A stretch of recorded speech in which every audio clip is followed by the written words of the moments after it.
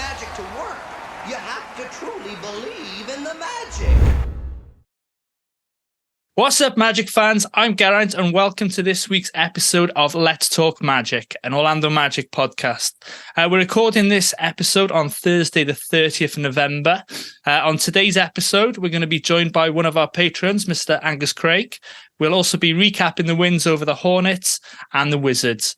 We'll also take a look at how the in-season tournament has panned out now that all of East Group C have finished.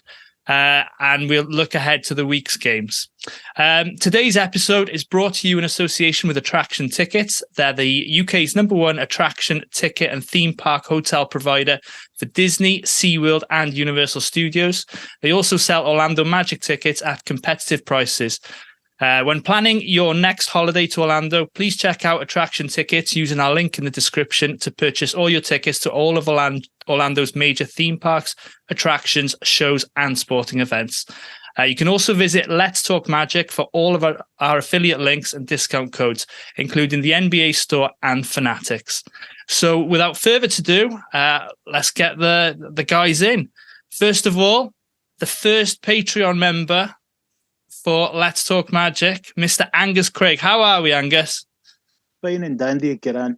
It's a good time to be an Orlando Magic fan at the moment. Oh, absolutely. The media's talking about us. I was about to say, it's like the League of Nations tonight, isn't it? Yeah. Scotland, England, and Wales. Yeah. Look at this. And a Northerner as well.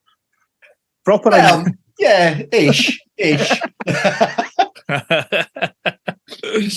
And we've got Paul in for a slice of bacon tonight. How are you, sir? Absolutely. I'm very well, my friend, very well. And in honour of Angus and it being St Andrew's Day today, I did feel I had to partake of a single malt. So just raising one for our friends all north of the border there. Nice one. Yeah, Paul. good, mate. How are you?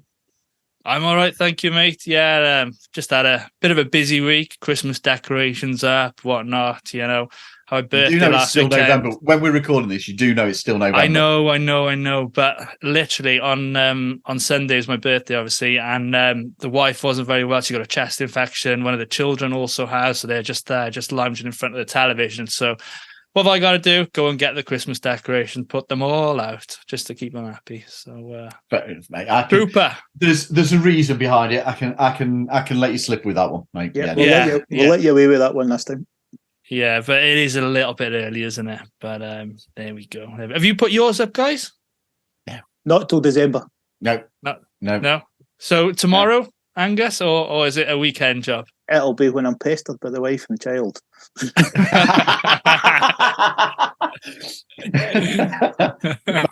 We will probably be sort of towards the end of the week next weekend. Yeah. Good stuff. So before we continue, we'd like to give a shout out to all our patrons, as we do every week, just to acknowledge who support the show. As you know, we've just mentioned Angus Craig, first patron member. We'd also like to thank Ollie Law, Gary Clark, Dylan Holden, Alan Kane, Tom Soane, Mark Joss, Sean Moore, Drummy Drum, Paolo and Franz Warm, Liam Radbourne, Andy Lindley, and Stuart Benzies. What's that, Paul? Is it drums? I love drum. Yeah, I love that. I think it's so good. I'm pretty sure he's done that to wind you up a bit. I think he has, but I'm always the one who reads it out absolutely proper to what he's asked. So we do appreciate it. Thanks to everyone supports the shows. If you're interested yourself in supporting the show, please visit our Patreon. We've got 3 tiers available: the Anderson, the O'Neill, and the McGrady, with varying benefits. So that's patreon.com/Let's Talk Magic to join today. So without further ado, we'll get cracking with our first section. So Magic news. So obviously the boys last recorded on the 25th of November. Since then, the Magic have played just the 2 games against the Charlotte Hornets on Sunday and the Washington Wizards last night. Before then, we need to talk about the in-season tournament now that the group stages are over with. If you're watching on YouTube, you might see a few little glum faces. But essentially, we needed a few favours.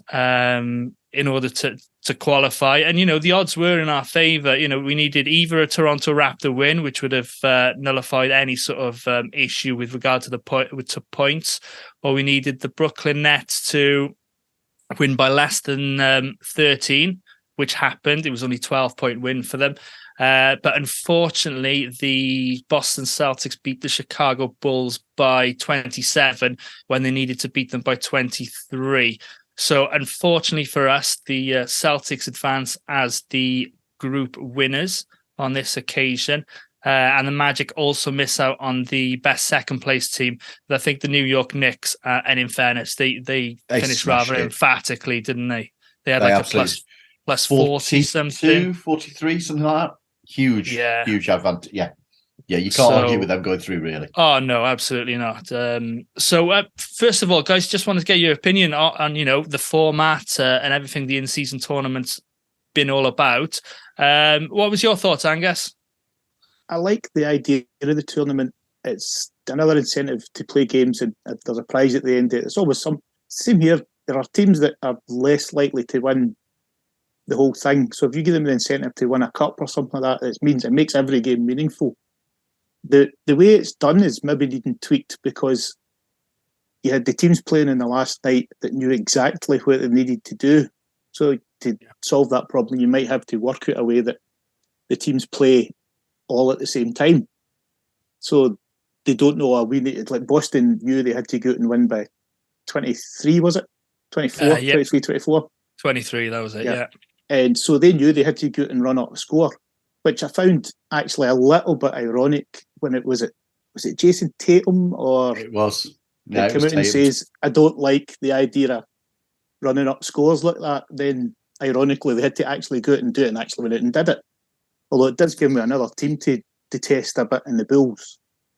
As opposed, but we'll leave Vooch out of that, but a sudden new dislike for the Bulls.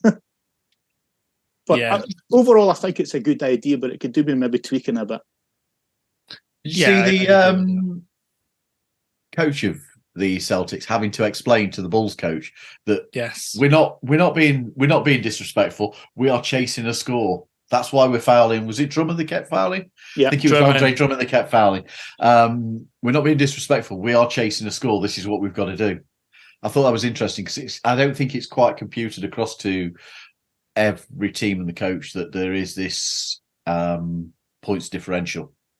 We very much used to goal difference or away goals counting in the sports that we have over here, and more so in Europe. I think it's a little bit more of a unknown quantity to American friends, and I don't think as a result they've quite got that idea with this tournament so far. What was the game we were up about 40 in the tournament, and he stuck the third string in, and I sat there and says to myself, is this, or he stuck them in really early, like 5-6 minutes to go, and I thought to myself, is this going to cost us with this points differential? That was the Toronto game, I believe. We also, we did it against Brooklyn when we lost, didn't we? And we did it to an element against Boston as well. The question that you've asked, G, I've been a real fan of this tournament. I think it's excellent. I hadn't took much notice of the format, I'll be honest, until kind of that fourth game, where you realise that, hang on, we've now finished, and everybody else in our group has got a game remaining. And as Angus has said, that's been a huge advantage to both Brooklyn and to Boston. Something I hadn't considered before. They knew what targets they needed. That being said, as we've just highlighted, the fact that we're not progressing is partly down to ourselves, to be it coaching decisions made, or be it players not recognising, particularly in that first instance, the Brooklyn game, that we were still playing for something at that point. My thoughts on reshaping it is that you bring in a 4-team group. So you've got four groups in each conference, your teams, Does that work? No, it doesn't, does it? No, you No, need it doesn't, 'cause it's 15 to be 15. broken down into, You've got to try and figure out how to get an even number of teams in each group so as you can play that final group where all the teams that you have in that group play at the same time. So you can't have an odd number of teams. That's going to be very, very difficult to do with time zones that can be involved. Yep. And the number of teams that we have, because breaking 30 down into a number of... You're looking at 5 groups of 6 is the only way I can see breaking it down. Yeah, that's so it becomes a bit of a challenge because you've then got teams outside of their own conference playing one another. But personally, I would rather see, if there was some way of doing it, I'd rather see the top team from each group advance and none of this wildcard stuff. That would make sense. I did read on Twitter, I can't remember for the life of me who put the tweet out or the X message, whatever it was. But I really like this idea. So apologies, I can't remember who it was.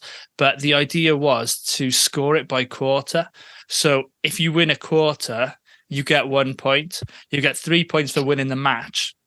And then you get bonus points for winning said quarters. If there was any ties, there's no extra points. There's no extra points for overtime or whatever. So literally, you add the points then at the end. So there's an opportunity to win. You win 3 quarters, 4 quarters. You could have 7 points for that one game, and then to add it up with the same group formatting as we've got at the moment. Just another idea, and I think people would be able to work out better where they were before the last game then, and give the opportunity for the team who doesn't play on the last day. There wouldn't be as much of an unfair advantage with knowing how many points they need to score. Yep. In a roundabout way. Sorry. Difficult to get that out. difficult to work out a fair way to do it because of the number of teams that you have. Perhaps expand the league by 2. Yeah. 16 in each conference, 4 and 4. 8 groups of 4. Yeah, that makes the most sense, actually. There we go. Solve your problem. And I've got to be honest, I would like to see the league expanded. I would like to see another 2 teams come into it. That'd be the Supersonics and the Vegas team then. The problem is there, Angus, they're both out west. True. So you'd have... I think you'd have either Oklahoma or New Orleans, looking at geography. So... I mean, Texas isn't that far west, is it? Let's be honest. That's... No, that's it. So the result of this whole in-season tournament is that the Boston Celtics will face the Indiana Pacers in a 2-3 seed game in Indiana, with the Bucks facing the Knicks in the 1-4 matchup. As I mentioned, New York with the best runners-up points differential. So as the Magic won't be competing in the tournament any longer, we have been given 2 more games on the docket, which are the Cleveland Cavaliers on the road next Wednesday, the 6th of December, and then a home game against the Detroit Pistons on Friday, the 8th. So glass half full time, guys. We don't have to play, really, really good teams. We get a kind of a bit of a gimme here in the Detroit Pistons. So it helps us in the long run, in the grand, the regular season. Yes. Any thoughts on that one? You've just cursed it. That's the first thought. Don't say that, G, please. I just cannot believe. There was a hard and fast rule when I was in the police service that the thing you never said on a night shift was quiet. You were never allowed. If you said that, it was a cake fine minimum. I guarantee. Yeah. You never said those things. But we're thinking them. We're thinking them. No. Oh, you got to be thinking them. We should be beating the teams like the Detroit Pistons. Well, I'll tell you what, G. I said to you beforehand, I sat watching the Washington game last night, and before the game started, I went, if any game is going to knacker this run, this is it. That might just be the natural pessimist in me, but just having having watched them for 2012 and you've seen occasional streaks, you just know they're going to throw a wobbler in there somewhere. But this team is different, thankfully. But it still sticks in your head that there's something going to happen silly. It does. Yeah. Hey, I'm firmly of the opinion that there is no such thing as an easy fixture in the NBA. No.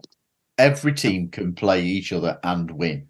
Mm-hmm. And I think if you look at the last week, those two games that we've played, Charlotte and Washington, we're doing the teams a disservice if we say that they were easy opponents. Yes, we all thought that we'd get 2-0, but both of them have played hard, hung around. I know that the Washington game was probably done by the end of the third quarter. Neither team played that many of their starters in that final period. But every team can be dogged. They can hang around. You look at the number of times that we took a good lead against Washington and they came back. Yep. And I just feel that, yeah, Cleveland can be a tough opponent. 500 Yes, record. They've lost. They've won the last two. Quality throughout the roster. 128 points they've just put on. Was it Atlanta, wasn't it?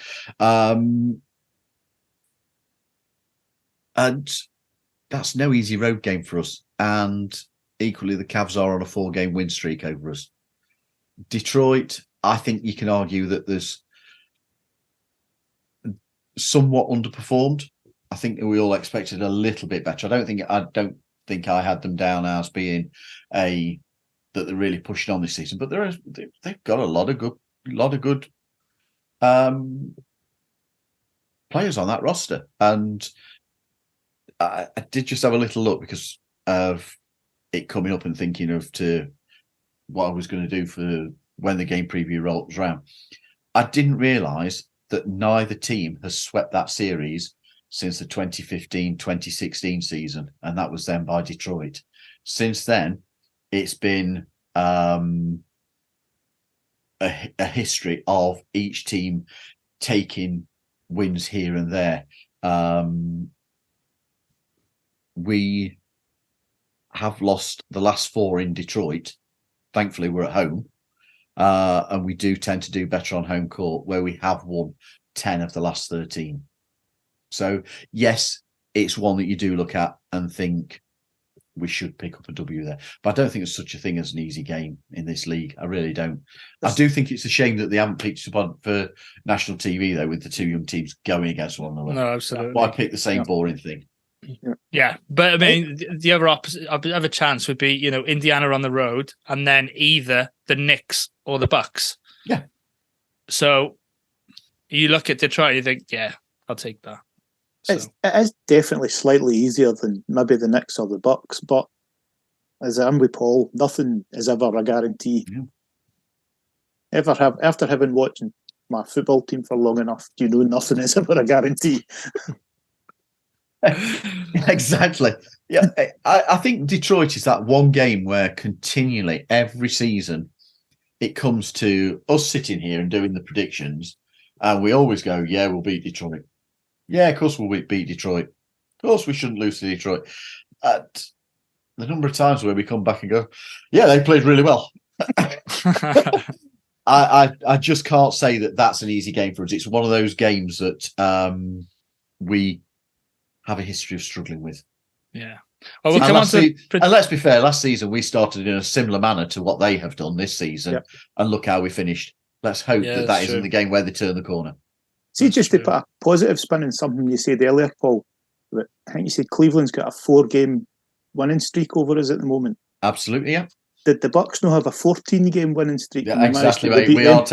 We are taking those things down, aren't we? Yeah. We were a couple last season, and we've done certainly the Bucks was the long running one that remained. So yes, mate, I quite agree with you. Yeah. So you never quite know. Exactly. That's it. We'll come on to the predictions a little bit later, but let's just have a quick look at what we did in the last since the last podcast. So the Magic defeated the Charlotte Hornets by a score of 130 to 117 on Sunday night. For those of us who stayed awake, Paul Bacon. Go on, G, tell the story. So it was an 11 o'clock tip-off time in the UK. So Mikey, in fact, Mikey's got an early start, so he doesn't stay up for them. And so Gary, myself, and Paul conversing before the game, and he said, "All right, everyone's staying up." Yeah, we'll stay up. So we decided to use one of our little groups that doesn't include Mikey, so that he didn't see any sort of spoilers or anything. So he can watch the game as live when he wakes up. So Gary and I are talking throughout it, and I'm thinking, Paul's awfully quiet tonight. So always got an opinion. Yeah, we always got something to say. So I can't remember what point it was. So at the end of the first quarter, I'm thinking, God, I think we should take this conversation elsewhere, just because I think he might have fallen asleep. Halftime comes around. We get a text off Paul. Sorry, boys, fell asleep. I'm watching the halftime entertainment. I go to bed after that. I'd seen the first 2 minutes and then I think there'd been an early timeout, and I didn't see him come back out. Yeah, so you watched it the next day, my friend, did you? Yeah. Terrible for it, honestly. Hope that wasn't a judgment on the first 2 minutes, Paul. It was a cracking game, wasn't it? I just woke up in the chair about an hour later thinking, not quite sure where I am. I said, I was watching the basketball. And then I see some bloke, I think it was the geezers with the lights. With the lights, yeah. They were great. Yeah. That's the one benefit I sometimes get out of watching it, say, the next day, because I watch the Charlotte game the next day. I don't get to see the halftime entertainment, which to me sometimes is a benefit. Oh, absolutely, mate. Absolutely. Yeah. As long as it's not Red Panda again. My gosh. You love her, don't you, mate? All the time. Every time I go, it's Red Panda. Yeah. There we go. So so go back to the game. Franz Wagner and Cole Anthony each paced the team with 30 points apiece. Cole Anthony getting a stat line of 30 points, 7 assists, 7 rebounds, 2 steals, and 1 block. Ironically, he joins Magic Johnson as the only player with that stat line or better from playing off the bench. So, Paul, I'll come to you on this one. Should Cole Anthony be considered for Sixth Man of the Year? Here we go again. This is way too early. You see, Gary might have given a different answer here, but I'm just of that opinion that this is way too early, and I hope that as a fan base we aren't getting carried away with things, because it has been an amazing start, and I'm loving riding the wave. We've said several times, I as a fan have not known this type of run for the Magic. So I'm absolutely loving it. The thing that sticks in my mind is that everyone mentions Utah as last season starting well and fading away. The one that doesn't get mentioned so much is the Pelicans last season. And at the end of 2 months, they were leading the Western Conference comfortably and finished 42-40 and 9th in the West. Now, I'm not being all doom and gloomy. I'm just trying to be not getting too high, not getting too low. So I'm not going to go overboard on this at this moment in time. But the odds are showing Cole as being somewhere around 4th to 6th. And certainly in certain places, you can get the same odds for Cole as Tim Hardaway Jr., Austin Reeves, and Emmanuel Quickly, who are the kind of 3 leading candidates at this moment in time.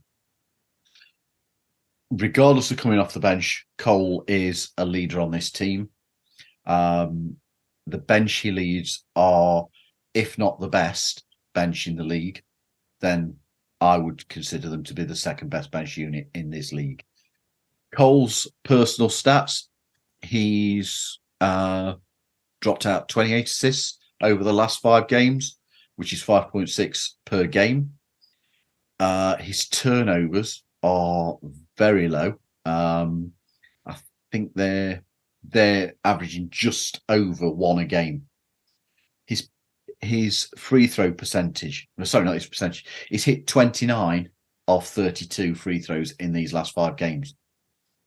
His 3 points, he's hit 9 of 20. And then his field goals, his points per game is averaging 21.2 per game. His lowest field goal percentage has been 35.3 in these 5 games. Everything else has been above 50%. The guy is producing really strong figures. He is the heart and soul of the team and the leader of the bench unit. His problem is going to be national attention. Yes. Without a doubt. Yep. That's going to take an impact on anything that the Magic do. But that being said, if to qualify for these sorts of awards, as so often is said, you've got to be impactful on the team. The team has to have a winning record. Then those things have to go in his favour when you look at some of the other players, because he's certainly having a greater impact on our winning ratio from last season and our bench rating from last season than some of those leading candidates. But the national attention is the thing that's going to hurt him. But Cole has to be in that conversation. You just can't do anything but love the guy. Brilliant. No, spot on there. I don't know if you listened to the Zach Lowe, what's it called? The Low Post podcast. That's it. He had Doris Burke on, and he announced, Zach did, Jamal Mosley should win Coach of the Year. And he called it, after 17 games or so. Obviously, they didn't mention 6-man or anything like that, but they're starting to notice us a little bit. Yeah. So it's going the right way. It's going the right way. The thing that he has in his favour on this particular type of award is that it is voted more on by, I think it's again players and the media rather than a popularity contest like getting into the All-Star and the public vote is to start with. Oh, that's it. So the Washington... Yeah, absolutely, mate, absolutely. So the Washington Wizards game, guessing you both have watched it. I know Paul has because he finished it at lunchtime. I finished it a bit after that. So the Magic beat the Washington Wizards by a score of 139 to 120 last night. The points scored was the largest amount the Magic put up this season. Franz Wagner led the way with 31 points, playing only the first 3 quarters. Jalen Suggs scored, a season high 22. So that's back-to-back 30-point games for Franz now, with obviously the Charlotte game also.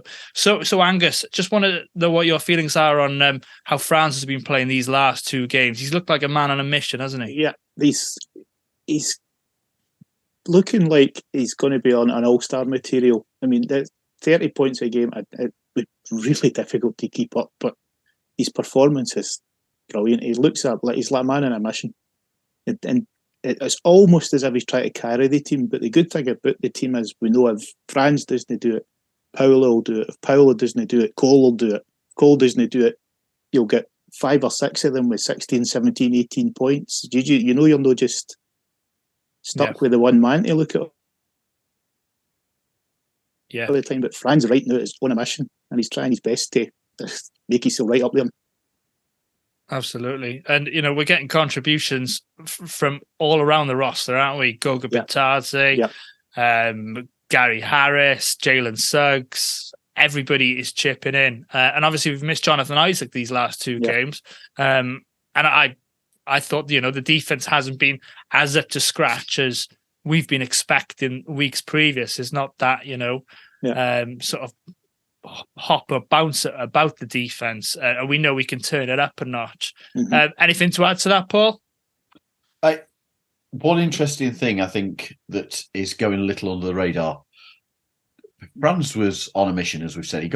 He was so good in transition, driving to that basket. He was just taking whatever was offered. But that was the 18th straight game that the Magic have had 5 players or more scoring double digits. Yeah, It's a phenomenal stat. Mhm. In this one, we've got Franz Wagner, Cole Anthony, Jalen Suggs, Joe Ingles, and Mo Wagner. Paolo had an off night. What was it, 6 points? I think it was. Yeah. But we still had these players produce 18th straight game, 5 players. And you look at what the Magic's bench did. They outscored Washington comfortably. Joe Ingles and the kids. Right. Substitute teacher, what a comment. Jeez. I was rolling at that. Brilliant. That was brilliant. This is, I think yourself, Paul, said Cole's like the heart of the team, and that just kind of proves what we've got in him. Yeah, absolutely, mate. This winning run, there's been 4 occasions in the 8 that we've conceded 116 points or more, and that has seen our points per game conceded take a hit. What has been encouraging is in those games where the defence hasn't been as it should be in the first half, they've gone off, they've refocused, they've come back out, and they've gone, right, back to it and see what we can do. It's not come off every time, but last night you looked at it and thought, you've picked it up, and you've the only problem with last night's game, the Washington game, was that we fouled too much. We gave them opportunity at the free throw lines, and we were the architects of our own troubles by the number of turnovers. I know that they are a team that force turnovers, that is part of their offensive makeup. But there were 1 or 2 where you looked, oh come on, that's just poor. That's just you've not looked at what's available here. It's the daft ones that are annoying, Paul. And they're the ones that don't let you get back into a defensive set. They're the ones that hurt. Yeah. And that's the reason that we are still suffering on points off of turnovers. What I liked, or the impression I got last night when they came out at kind of end of the third into the fourth, it was like, right, okay, Washington, you've had your fun now. It's your turn. This is what we really like. And that ran up the difference enough to make you feel more comfortable. Because I think Paolo didn't play at all in the final quarter. I don't think Goga did. I think France sat the final quarter as well. I think France played about a minute. I'm not sure. He was if he did play, it was only a minimal cameo. I can't think who the other one who didn't feature at all was. Might have been Jalen. Suggs didn't play in the fourth quarter. They equally sat people. I mean, you never saw Gafford come out for the where you'd expect to see players brought back in for that final run. To make a run, yeah. Then you didn't see your Kuzmas and your Gaffords, and I don't think Jordan Poole featured in the final quarter either. They didn't come back out because we'd done it. We'd won. Yeah. Is it just me, or does Jordan Poole look like he should be a relic for the 70s? Just me. Maybe the don't understand how he got that contract. Yeah, no. I don't understand how he got that contract. No. Yeah. And it's what I'm liking the new is the way Big Goga's playing. I mean, I like my centres like I like my centre halves. Big, do the job you're supposed to do and do nothing fancy. Defend the rim at our end and slam dunk at the other. Big Goga just suits me to a T. Yeah, with Goga, obviously, I think last year I think at Indiana, they sort of said to him, do what Miles Turner does and almost stick around the perimeter a little bit and you can shoot the three. He can shoot the three. We saw it at the back end of last season. But what he does well is he's just an irritant down low on in the block. Yeah. And, just go and get those offensive rebounds, set the screens, roll with you, on the pick and rolls, and just finish around the basket. And he's done that so well. Oh, yeah. He's been a fantastic pickup for the Magic. And, people obviously when Wendell comes back, people are asking, do you change it back? And I know you guys talked about it on the pod last week, but I think, ultimately you've got to go back to Wendell. But it's just so good knowing that you've got a player like Goga right there in the wings. If Wendell gets into foul trouble or, just want to change it up a little bit, get a bit of energy. He's been absolutely brilliant as Goga. What sums up what I'm looking at the way the team is now in the depth, I wouldn't be overly disappointed if the bench five started. When you consider the starting five we've had years previous, that's something to say. If you think to yourself, I reckon I could plug in my bench five and not be worried about it. Every one of those bench five, every one of that unit has got starters minutes on a regular basis in previous seasons. Whether and it's they've all with us, been starters. Yeah. Whether it's with us or whether it's elsewhere, they've all had significant starting minutes. Gary Harris at Denver, I think probably aside Mo's had his starting minutes with us. Granted, most of that time it was down as a result of injuries, but his experience of starters minutes. So then you look at your Cole, Isaac, Jonathan Isaac. Yeah. You've got to say that bench unit is a phenomenal weapon to have. Yeah. I mean, if the starters aren't playing, the Joe bench Ingles is going to come in, exactly. and you look at somebody their had not bench. mentioned Joe Ingles.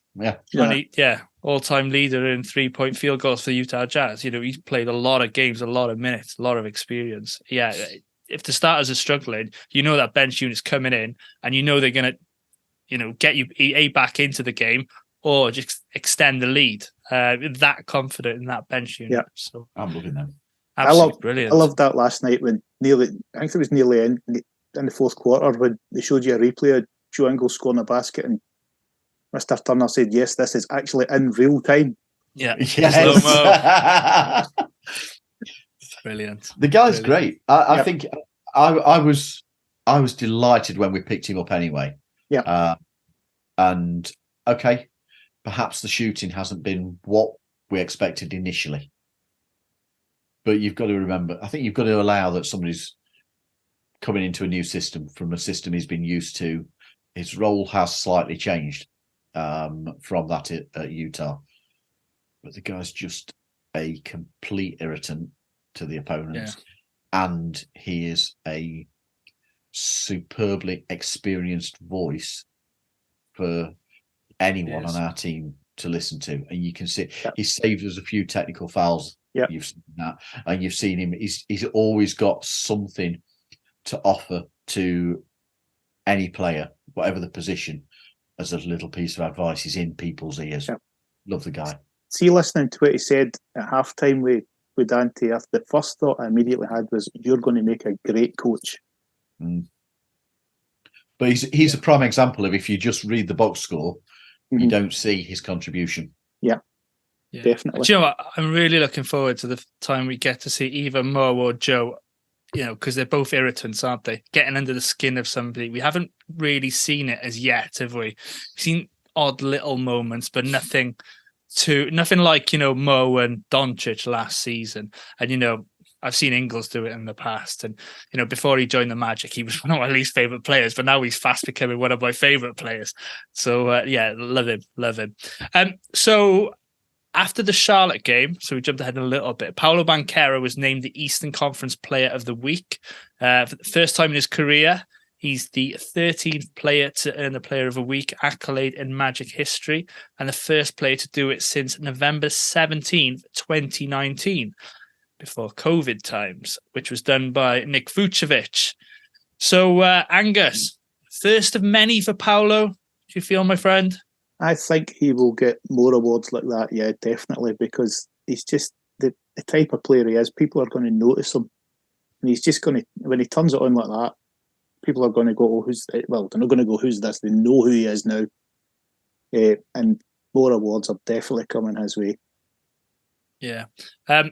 In fairness, Franz Wagner was also nominated for it, and I was actually thinking Franz is probably in the running this week at the moment to get it next week. So fingers crossed we can close this next game out. He can put up another 30 piece, and he might be in with a good shout. So as it stands, the Magic are 13-5 in the Eastern Conference on an 8-game winning streak, and currently sit second in the East behind the Boston Celtics. So we see weekly, you get your power rankings. So as the Magic finished last week 4-0 before the Washington game, I thought I'd take a look at how some of the sites are ranking the Magic. So I've just picked 3. And I just want to get your guys' thoughts. So Hoops Hype had the Magic in 8th out of in the whole association. NBA.com had us 7th, and the Ringer had us in 14th. But a small disclaimer on the Ringer: they said it was based on title odds only. So Paul, do you think the league's starting to wake up and see what we've been saying for the past 12 to 18 months? We've seen glances of it. We've seen, players perform, in snippets, because obviously we've had all these injuries. Do you think they're waking up to us, mate? I think it's fair to say, how can the league not do with the record that we have so far? And I do think it's important to say so far. But we've taken wins over high-profile teams, the Lakers, the Bucks, Nuggets, Celtics, if you want to just focus on them. But surely you've got to include teams like the Pacers in there as well, who at the time we faced them had, I'm not sure if they still do, but they certainly had then the number 1 offensive rating in the league. They still do. I saw Miami Heat UK post earlier to say they've got the best offense. How are we going to win tonight? So they still got it. So you've got to take notice of that. I think our stats, I know I can bang on about stats, but I think sometimes they show where you are in just a very simple way. And I bang on about them. I know I do in each game preview that I do, but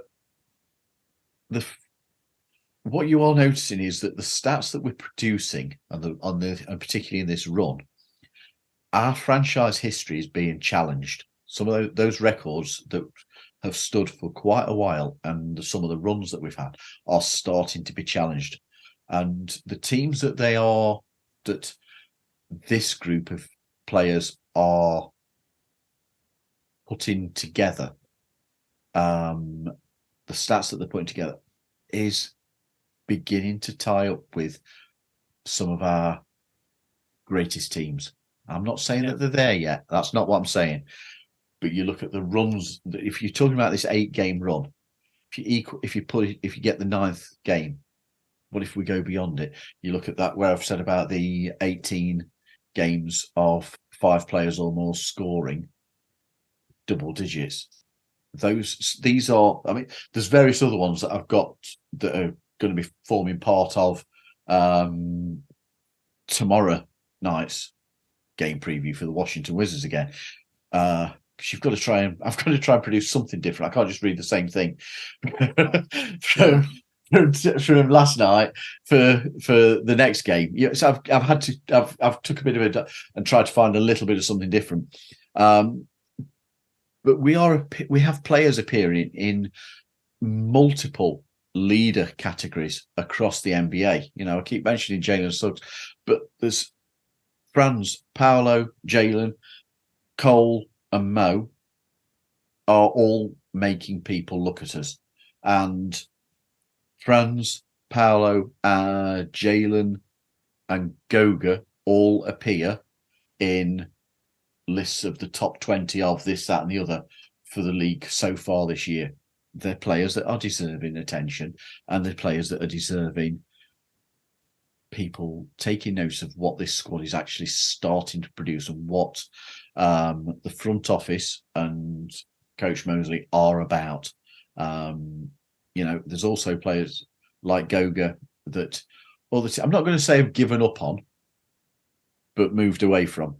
They allowed him to move on, and he's taken an opportunity and he's showing people what he's actually capable of when he's allowed to play. Yeah. I think it had to come. We've all been saying for a long while as Magic fans that we've not been getting either the credit or the attention that was deserved. Paolo didn't get it in his rookie season. The run that we put together back end of last season didn't get it. And there's multiple players have been slept on. And far too many players have been, just because of injury, he's trash. Yeah, for sure.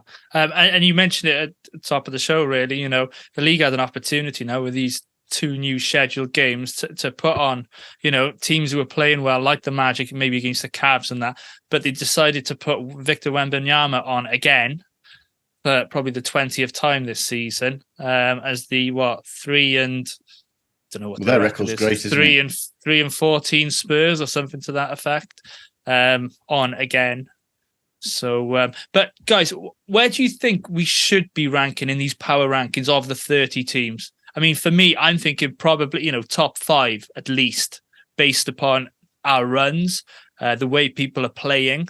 Obviously, they're gonna the national media, they're gonna have your Bostons up there, they're gonna have your Denvers up there, teams that they expect to have, and they are near the top of their conferences.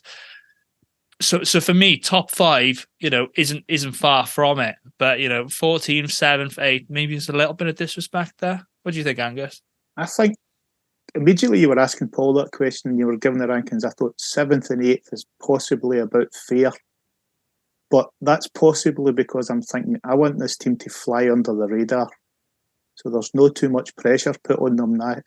I mean, it sounds like a double-edged sword, but if they fly under the radar and they can play without pressure and play when they're enjoying it and play to the best of their ability without people going, oh, you should win this game, I think it make them a better team. Obviously, if they keep going and keep going and keep going, they're going to get more attention. But I always like a team that's doing well, but people are just saying, they're only the Magic and that, and not really paying attention.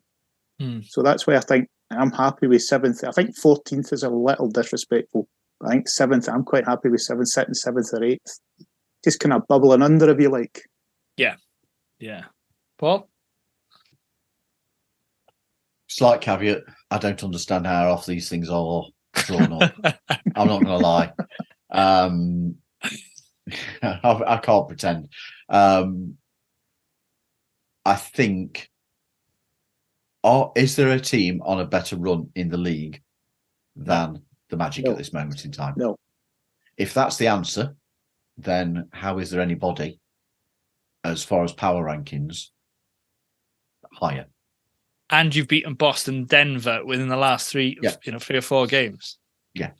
So, and in that period of time that we're talking about here, the last 10 games, you've also taken down, as we've said, the number 1 offence in the league and held them to a relatively small number of points compared to what they regularly score. I would also I know that not everybody's a fan of them, but I would also put Toronto in there because of what we actually did to Toronto.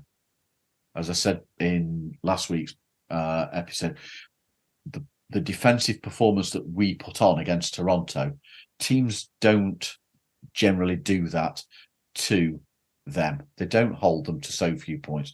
They don't hold them to the number of categories that we kept them low at. They did their strengths. They didn't get anywhere near the numbers that you expect for a Toronto team. So I don't understand how they are made up, these power rankings. I don't see how, if there's nobody on a better run, we aren't classed as higher. I can understand if you've got Boston above us, even though we beat them. I can understand if Boston are above us because, let's be honest, I know we're on a nice little run against them, and we seem to have the number at this moment in time. But if we were playing a 7-game series in the playoff, we wouldn't be favourites. And only the most optimistic of Magic fans would say, "Oh no, we can take this 4-0. We can sweep them." Well, we've beaten them last 4 times, my friend. Exactly, I understand that. Sweep. Exactly. I'll get the broom out. So I can understand them being above us. I can understand potentially Milwaukee, who is it Milwaukee or Philadelphia? Yeah. But I can't remember if it's Milwaukee or Philadelphia that our record is actually tied. I think it's Milwaukee. Yes, I think it is. Right, Paul. And technically, we are above them in the league because of holding so far the tiebreaker by having beaten them. But if you want to, I can understand them being above us potentially. There's teams clearly score more than us. So if you're talking about those sorts of things, if they are a factor, then yes, I can understand certain other teams being there. But there can't be another team that's moved up from 28th offensive record to I think we're now where are we now? Before last night, I think we were 15. I've just wrote down where we are. We are now the league's 14th points per game and 17th offence rating. So we've moved up massively. I don't believe there's another team who've moved up 11, 12 positions. No, I mean, categories. We haven't been top 20 for 10, 11, 12 years. No. So it doesn't make sense to me, but I like you, G. I think if you were asking me at this moment in time, I'd probably put us 5th, 6th. I think 7th is probably fair. Also, you can make arguments for I guess some of the teams that are above us, and if we are talking championship odds, are there many other teams that you would fancy other than a certain 3 or 4 to actually have? Yeah, you got about 3 in the East, about 4 in the West or so. Yeah, something like that. I wouldn't even go 3 in the East, mate, personally. I'm still not sold. If you're including Philly, I'm still not sold on them. No. As the problem with these rankings is that we don't have what the media and such like consider a superstar. Yeah. That's it. That's basically it, isn't it? I've said this before and I'll say it again. The Magic are a perfect example of the collective parts being being greater than some of the individual. They are a team, and as such, scare the hell out of a lot of others because if we're not overreacting to a single star, we're defending that star well. Yeah, but we're not overreacting, so we're not seeing fringe player like we've had in the years gone by, where how many times, G, have you said, I can't believe such and such has gone off on us? I know. Where that player who can get hot on a night has all of a sudden registered his all-time points total against us. We're not seeing that this season. No, we're not. No, you're quite right there. So let's just kiss of death here. Winning streak.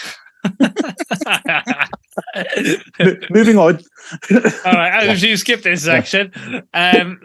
So we're near, as Paul's mentioned, records are there to be broken, and the team is nearing the franchise record for consecutive games won. The Magic have done this on 3 separate occasions previously, but never actually won the 10th game. So this could be on the cards with a victory against Washington, and then we faced the Brooklyn Nets on Saturday night, I believe. So what's impressed you, Angus, about this, run we've put together? It started with a great defence, which was holding teams. How many teams did we hold to under 100? Must have been a few of them. Oh, there's been quite a few. Yeah, there's quite a few. I think we led the league in holding teams under 100, I believe. Yeah. And even when you came to the last couple of games when the defence wasn't quite as good, the offence went, right, we need to back up the guys that were doing it for us. And scored 120, 130, 139 or so last night. 139 last night, yeah. That's what's impressing me. We're not over-reliant on any one thing. We know if one thing doesn't work, something else will work. It's a team as opposed to it's all offence or it's all defence. And playing like that, I'm fairly confident we're going to keep going. And as I hope I've no cursed it, as maybe we were talking about earlier, it's on me, my friend. it's one of these things. It's an all-round team thing that's impressed me the most. And see when you see them, like you see glimpses of what happens just before the game and things like that. They're all involved. They're all talking to each other. Cole leads the huddle, if you like. I'm thinking, going, this team is going somewhere. Yeah. And he asked you a question, Angus, 6 times. 6 times in 18 games, we've held teams to under 100 points. So It's impressive. It's impressive. So I was going to ask you boys about the next two games, but I think I'll just move that along to the whole predictions so we can get it all nice, wrapped up nice and neatly in one. So we're recording our next podcast on Saturday, the 9th of December. So before then, the Magic will play 4 times. So that would be the game against the Washington Wizards, which is Friday night US, Saturday morning UK. So a midnight tip for us here. Then we face the Brooklyn Nets on, which will be Saturday evening in the US, Sunday morning in the UK. Again, a midnight tip. Then the 2 games that have been sort of put in this week is at Cleveland on Wednesday night or Thursday morning UK, midnight. And then the last one is against the Detroit Pistons on Friday night, US, or Saturday morning UK. Again, a 7 Eastern or a midnight tip-off. So, guys, predictions for these 4 games, and if you can go in order so we can see how far we'd get with this streak. So let's go with Angus first. Glass half full, Angus. Come on, mate. Right. I really, really want to say 4-0, but I think it's 3-1. And it's a toss-up. It's a toss-up. The 2 that give me the fear are Brooklyn and Cleveland. One of the 2 I think will lose. I can't. If you're going to ask me which one, I can't decide. Yeah, gun to your head, mate. Gun to your head, I think the one that gives me the fear the most is Brooklyn, unfortunately, which will kill the run. For some strange reason, I think the Brooklyn one gives me the fear. So we'll go 3-1 and lose to Brooklyn. Okay. Sizzling bacon. We equal the run. We beat Washington. But that's this. It's not an easy game. It's still going to be a difficult, hard-fought game. They will come out wanting to stop us. They will come out wanting to show that they've got a little more than we saw from them. And as well, it's always difficult to beat a team 2 games running in the regular season. But I think we will. Brooklyn just scares the hell out of me for some reason. This season, the Brooklyn team is not what it was. That big swing didn't work, but they still have some very nice pieces, and they can find a good rhythm and chemistry on a night, as unfortunately we saw in the in-season tournament. Flip of a coin. I really struggled with this one. Yeah, I think we'll lose. I think I was just about to shout confidence. I think we lose in Brooklyn, mate. I think we equal the run and have that moment. It was so close. I think we lose by only. I can see it being a couple of points either way. Cleveland, I do somehow fancy us to break that run. I think if we win in Brooklyn, I think we win in Cleveland. And if we lose in Brooklyn, I think there's every chance we could lose in Cleveland as well. So it's either 4-0 or 2-2. Yeah. Okay. Bugger it, 4-0. Yeah, I like it. I like it. Bugger it. Well, we should beat Washington. I won't say any more of that. You guys have covered that. I think we'll beat Brooklyn. I did have them 13th in the East at the beginning of the season, and I don't see how they're doing so well, to be honest with you. I watched that Toronto game. We're all willing Toronto to win. No. Just Royce O'Neal and Spencer Dinwiddie just coming up. There's journeyman really. I think they'll be focused wanting to get that one. Obviously, it's a back-to-back, which is a bit of a shame. That's the other thing that troubles me. Yeah, back-to-back. Especially in fact, home away, back-to-back. I'm changing. I can't go 4-0 because of my prediction record. I'm awful at them. 2-2. Do 2-2, and we can hope for the best. Yeah. All right. Cool. I'm taking one for the team here, lads. Yeah. I'm going to go. Well, so I was going through the game. So I'm 2-0 at the moment. Cleveland, they're just, Jarrett Allen is good defensively. Mobley's good. Mitchell's good. I think we could have maybe one of those nights at Cleveland. So I'll say we drop the Cleveland game, and then I think we beat the Detroit Pistons. So I'll go 3-1, and obviously we beat the record by a game. But hope obviously we extend this record to be, how much would it be then? 12 games? That'd be nice, wouldn't it? That'd be nice. So any more, guys? I'm sticking with 2-2 though. 2-2. Okay. We'll stick with the 3-1, Angus. 3-1. Yeah, man. Yeah.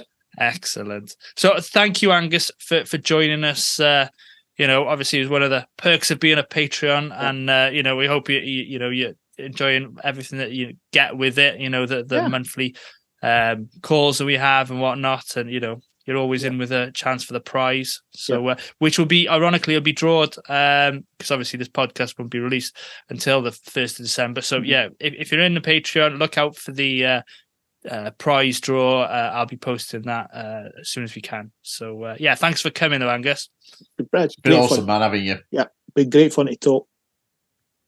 Yeah, and we look forward to. Hopefully, we were talking before the podcast about, the next time we have a big group meetup in Orlando. Yep. So let's hope, we can all get there about the same time. But, let's keep the conversations going. I'm sure we can do something if we can. Yeah. If you like this episode, please subscribe and give it a thumbs up. If you're watching on YouTube, leave us your comments or questions. We'll always try and answer all of them. If you're listening to this episode, please leave us a review and share this with other Magic fans. It really does help us grow the show. If you can also like us on Facebook, follow us on Instagram, TikTok, and X or Twitter, all at _Let's Talk Magic. So thank you for listening and watching. From Paul, Angus, and myself, until next time, go Magic.